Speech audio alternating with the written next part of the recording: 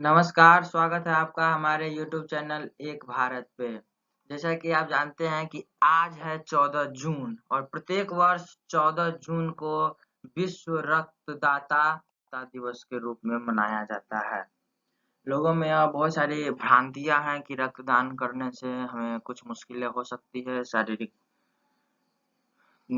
त्रुटियां, शरीर में कुछ प्रॉब्लम्स आ सकते हैं, मगर ऐसा नहीं है। अगर ऐसा होता तो को मतलब सरकार या फिर पूरा विश्व स्तर पे जो रक्तदान होता है वो किया ही नहीं जाता। कुछ बातें हैं जो मतलब ध्यान रखने योग्य बातें हैं कि जिन मरीजों को रक्त की जरूरत होती है उसकी आपूर्ति रक्तदान से होती है। अर्थात अगर किसी व्यक्ति की दुर्घटना हो गई है और उसे ब्लड की खून रक्त की आवश्यकता है, तो अगर हम जो आम व्यक्ति हैं वो अपना रक्तदान नहीं करेंगे तो दुर्घटनाग्रस्त व्यक्ति को रक्त मिलेगा ही नहीं और वह उसका मतलब कुछ भी उसके साथ हो सकता है, देहांत उनका हो सकता है।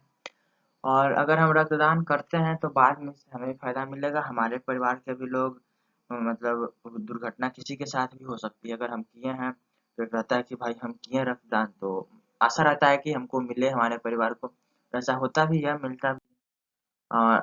रक्तदान करने के लिए है कि कुछ निम्न बातों का ध्यान रखा जाता है, जो क्लिनिक्स में जहाँ आप रक्तदान करेंगे वहाँ भी, और कुछ बातें उस व्यक्ति को भी, रक्तदाता को भी ध्यान रखना पड़ता है। देखिए, है कि 18 से 60 वर्ष का कोई भी व्यक्ति जो स्वस्थ हो रक्तदान कर सकता है। मतलब 18 वर्ष से लेकर के और 60 वर्ष तक का कोई भी व्यक्ति, 60 से ऊपर नहीं, क्योंकि उसके बाद वो वृद्ध हो जाते हैं, उनमें मतलब कोई भी रोग हो सकता है। हीमोग्लोबिन की भी कमियां रहती है, इसलिए 60 वर्ष तक का ही रखा गया कि इतने वर्ष तक के व्यक्ति रक्तदान कर सकते हैं। जिन लोगों ने टैटू गुदवाया है, जैसे बहुत सारे व्यक्ति हैं जो हाथों पे टैटू वगैरह गुदवाते हैं, तो वो टैटू गुदवाने के 1 साल बाद रक्तदान कर सकते हैं। मतलब टैटू गुदवाइए और उसके 1 वर्ष के पश्चात ही रक्तदान कीजिए, यह आपके ऊपर है। और जो भी व्यक्ति टैटू गुदवा दें उनको उनको इसका विशेष ध्यान रखना चाहिए कि वो 1 वर्ष के बाद ही रक्तदान करें। और रक्तदान करने वाले का एक से अधिक पार्टनर के साथ शारीरिक संबंध नहीं होना चाहिए। इससे क्या होता है कि अगर आपका शारीरिक संबंध एक व्यक्ति से अधिक से है, तो ऐसे में है कि आपके अंदर कुछ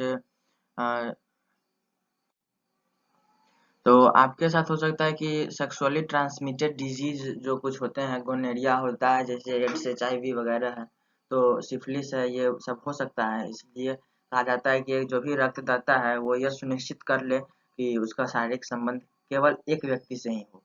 रक्तदाता का शारीरिक भार 50 किलोग्राम से कम नहीं होना चाहिए, यानी अगर 50 किलोग्राम से कम होगा तो वो व्यक्ति रक्तदान नहीं कर सकता है। उस व्यक्ति को मतलब कुपोषित एक तरह से माना जाएगा कि उसको खुद अभी रक्त की आवश्यकता है, वो खुद कमजोर है।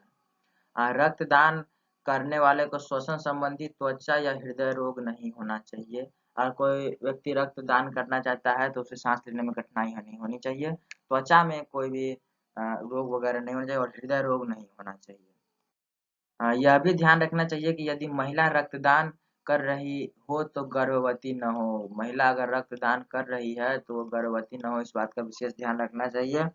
और रक्तदाता के रक्त का हीमोग्लोबिन की मात्रा 12.5 ग्राम से कम नहीं होना चाहिए। यह बहुत ज़्यादा महत्वपूर्ण होता है कि हीमोग्लोबिन की कमी से भी बहुत सारे बीमारियां हैं जो आप पे अटैक करती है। तो इसलिए जो भी रक्तदाता होता है उनका पहले ब्लड चेक किया जाता है कि क्या उनका हीमोग्लोबिन 12.5 है, ग्राम है, या उससे अधिक है। कम होगा तो उनका नहीं होगा और अधिक होगा तो होगा।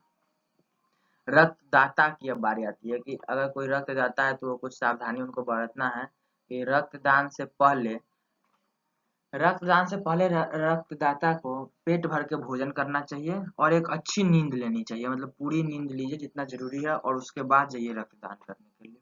और अगर आप रक्तदान के बाद क्या करना चाहिए तो उसका बात करें तो रक्तदान के तुरंत बाद शारीरिक श्रम नहीं करना चाहिए और तरल पदार्थ जैसे दूध, जूस, पानी आदि का सेवन करना चाहिए। कौन रक्तदान नहीं कर सकता? रक्तदान करने के लिए जैसे आपको हम पहले ही बतलाए थे कि क्या कहते हैं, अगर किसी को HIV है, एड्स है, मधुमेह है, सिजोफ्रेनिया है और कैंसर है, हेपेटाइटिस बी या सी है, मलेरिया है, डेंगू है, किसी प्रकार की बीमारी से भी अगर वो जूझ रहा है तो वो व्यक्ति रक्तदान नहीं कर सकता।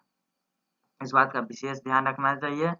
और रक्तदान के कुछ फायदे हैं कि रक्तदान शरीर से अतिरिक्त आयरन निकालने का बेहतरीन तरीका। अगर किसी व्यक्ति के शरीर में अधिक आयरन है तो वो रक्तदान करे तो उसका आयरन निकल जाएगा। इसके अलावा कैलोरी बर्न करने और कोलेस्ट्रॉल घटाने में भी इससे काफी मदद मिलती है। कैलोरी बर्न और कोलेस्ट्रॉल बढ़ाने में से काफी मदद मिलती है। रक्तदान से शरीर में रक्त कोशिकाओं की संख्या कम हो जाती है। यह बात जरा ध्यान से सुनिएगा। जो भ्रांतियां हैं वो यही है कि रक्तदान करने से शरीर में रक्त कोशिकाओं की संख्या कम हो जाती है, यह बात सत्य है। परंतु इसकी भरपाई करने के लिए शरीर बोन मैरो को नई लाल रक्त कणिकाएं बनाने के लिए प्रेरित करता है और इससे शरीर में नई कोशिकाओं का निर्माण होता है, जिससे लोग फिर अपने आप को ताजा नवीन समझने लगते हैं। और विश्व रक्तदाता दिवस 14 जून को मनाया जाता है। प्रत्येक वर्ष 14 जून को विश्व रक्तदाता दिवस मनाया जाता है। अगर यह वीडियो आपको फायदेमंद लगा हो तो प्लीज़ हमारे चैनल को सब्सक्राइब करें, लाइक करें और कमेंट ज़रूर करें। और सब्सक्राइब करने के बाद बेल आइकन को प्रेस करें ताकि हमारे नई वीडियोज़ आप तक पहुंच सके। धन्यवाद।